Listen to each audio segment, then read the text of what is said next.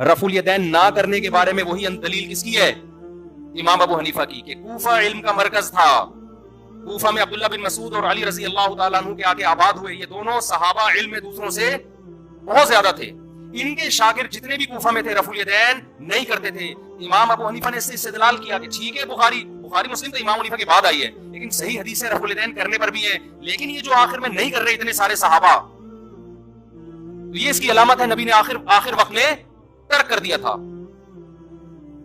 آپ اس دلیل پہ آپ یہ کہہ سکتے ہیں کہ مجھے یہ دلیل سمجھ میں نہیں آتی، میری رائے ہے کہ کیونکہ بخاری میں ہے تو ہم رفع الیدین کریں گے، ٹھیک ہے، آپ کی نہیں سمجھ میں آ رہی تو ٹھیک ہے، ہم تو مانتے ہیں نبی نے کیا ہے، لیکن اگر ابو حنیفہ اہل کوفہ اور صحابہ تابعین جو ان کے شاگرد تھے ان کے عمل سے استدلال کرتے ہوئے نہ کرنے کا فتویٰ دے رہے ہیں، آپ ان کی نماز کو بولو خلاف سنت ہے، اس کا مطلب آپ اپنی رائے کو دوسرے پر تھوپنا چاہتے ہیں۔ بھائی صاحب نے سوال کیا کہ رفع الیدین کرنا چاہیے کہ نہیں، and there is a misconception کہ کچھ لوگ یہ سمجھتے ہیں کہ رفع الیدین اس لیے کیا جاتا تھا کیونکہ لوگ جب نماز پڑھنے آتے تھے تو ان کے بغل میں بت رکھتے تھے، تو بت کو گرانے کے رفع الیدین کیا جاتا تھا۔ یہ کدھر بھی حدیث میں نہیں لکھا ہوا ہے، کوئی بھی صحیح حدیث میں لکھا ہوا ہے۔ اگر مان لو یہ بات صحیح بھی ہے کہ لوگ بت پکڑ کے لے کے آتے تھے تو اسی لیے رفع الیدین کرنا چاہیے، تو ہر فرقے کے لوگ جب نماز پڑھتے شروع میں جب اللہ اکبر کرتے ہیں تو ہاتھ تو کان تک اٹھاتے ہی ہے، تو جب ہاتھ کان تک اٹھاتے ہیں when they raise the hand تو بت آٹومیٹک گر جاتے، تو پھر سے رفع الیدین کرنے کی ضرورت ہی نہیں۔ تو یہ کہنا کہ people used to do رفع الیدین because they were idols in their armpit is totally wrong. It's not mentioned in the hadith. The reason why Muslims should do رفع الیدین, it is because mentioned in the Sahih hadith of Sahih Bukhari in volume number 1 in the book of Salah. The Prophet whenever he offered Salah, when he prayed, he did رفع الیدین. So based on this Sahih hadith, every Muslim when they offer Salah, they are supposed to do رفع الیدین. Allah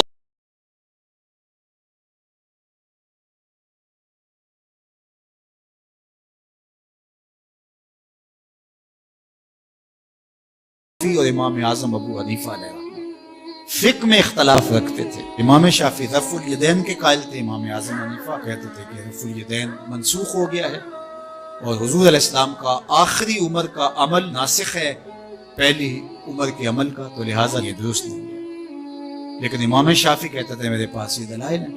خیر امام شافعی اپنے شاگردوں کے ہمراہ امام اعظم ابو حنیفہ کے مزار پہ آئے، تو وہاں جب نماز کا وقت ہوا تو امام شافعی نے نماز پڑھی تو رفع الیدین نہیں کیا، تو شاگردوں نے بعد میں سوال کیا کہ حضرت رفع الیدین نہیں کیا، فرمایا اتنے بڑے امام کے سامنے مجھے اپنی تحقیق پہ عمل کرتے شرم آتی ہے۔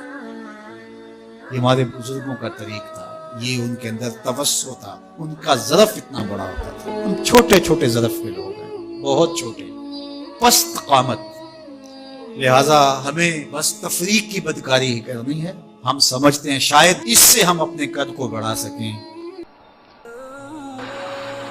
نماز ظہر ادا کی۔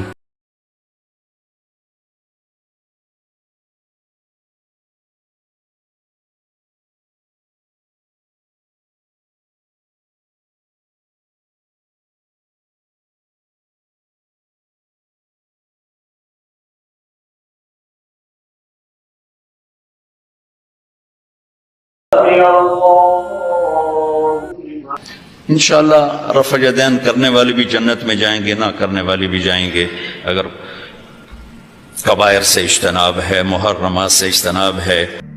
اسی طریقے سے رفع الیدین کے ساتھ نماز ایک پرفیکٹ نماز ہے۔ میں نے کتابوں سے ثابت کیا ہے کہ سنی اور شیعہ دونوں کا اتفاق ہے رفع الیدین کے اوپر۔ ہم کبھی یہ نہیں کہتے کہ جو رفع الیدین نہیں کرتا اس کی نماز نہیں ہوتی، یہ تو ہم نے کبھی نہیں کہا۔ ہم یہ کہتے ہیں کہ جو لوگ جوتیاں بھی پیلی پہنے، جیبوں میں مسواکیں لگائے، جب رفع الیدین کی باری آئے تو کہ سنت ہی ہے نا، چھوڑ دی تو کیا ہوئی؟ اور یہ ان کی جوڈیشری کی ورڈنگ ہے۔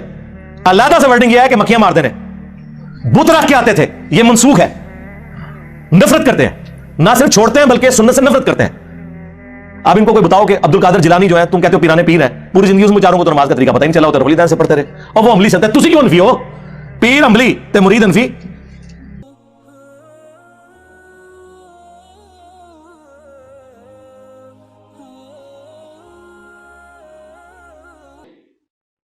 رسول اللہ صلی اللہ علیہ وسلم کا حکم ہے کہ صلو کما رأیتمونی اصلی، نماز ایسے پڑھو جیسے میں نے تمہیں پڑھ کر سکھائی۔ تو نبی صلی اللہ علیہ وسلم کی سنت کے مطابق جو نماز پڑھنا چاہے اس کو پیارے نبی صلی اللہ علیہ وسلم کی سنت پہ عمل کرنا چاہیے۔ ایک بندہ وہ ہے جس کو اس سنت کا علم ہی نہیں ہے، وہ سمجھتا ہے شاید نبی صلی اللہ علیہ وسلم نے رفع الیدین کی ہی نہیں اور وہ نہیں کرتا، تو وہ بے علم ہے، حدیث سے دور ہے، ثواب سے محروم ہے، لیکن اس پہ یہ فتویٰ نہیں لگایا جا سکتا کہ اس کی نماز ہی نہیں ہوتی۔ ہاں وہ شخص جو یہ کہے حدیث رسول تو مجھے پتا ہے، میں جانتا ہوں، سستی کی وجہ سے چھوڑ دیتا ہے تب بھی ثواب سے محروم ہے، اس پہ بے نمازی کا فتویٰ نہیں لگے گا۔ بے علمی کی وجہ سے چھوڑتا ہے یا سستی کی بنا پہ چھوڑتا ہے یا بھول کے چھوڑتا ہے تو ثواب سے محروم ہے، بے نمازی کا فتویٰ یا نماز کے رد ہونے کا فتویٰ نہیں لگے گا۔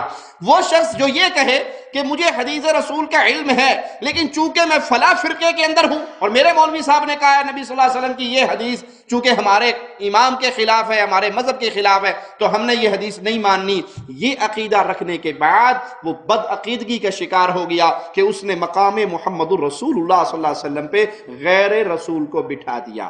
اگر کوئی اس وجہ سے حدیث کا انکار کرتا ہے تو وہ بد عقیدہ انسان ہے، اس کے عقیدے میں خرابی واقع ہو گئی۔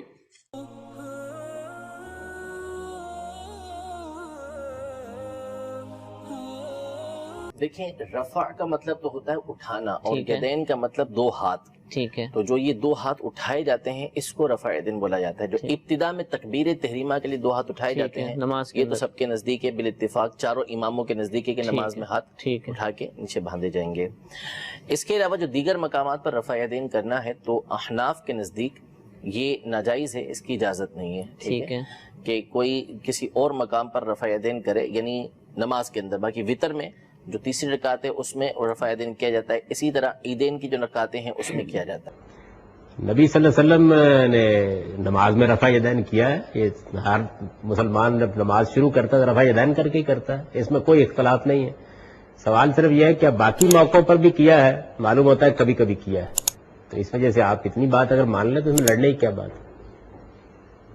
یعنی ایک تو فرض ہے، اس کے بغیر نماز ہوتی نہیں شروع کرتے وقت، اس میں کسی کو اختلاف بھی نہیں۔ رکوع میں جاتے ہوئے، سجدے میں جاتے ہوئے، اٹھتے ہوئے، روایتوں سے معلوم ہوتا ہے کہ حضور نے کبھی کبھی اس موقع پر بھی رفع یدین کی۔ ٹھیک، اتنی بات ختم ہو گئی۔ آپ بھی کبھی کبھی کر لیں گے تو آخر کیا قیامت آ جائے گی؟ جنت رفع یدین کرنے اور رفع یدین نہ کرنے کے کسی ایک طبقے کے لیے رجسٹری نہیں ہے۔ بھئی رفع یدین کرنے والے بھی جنت میں جائیں گے، آپ جا کے دیکھ لینا۔ امام بخاری ہوں گے کہ نہیں جنت میں؟ امام مسلم ہوں گے کہ نہیں جنت میں؟ امام ابو داؤد، ترمذی، نسائی، ابن ماجہ سب ہوں گے کہ نہیں؟ ارے نیچے آ جائیں، حضور غوث الاعظم میرے اور آپ کے اور کل دنیا کے شیخ عبد القادر جیلانی ہوں گے کہ نہیں جنت میں؟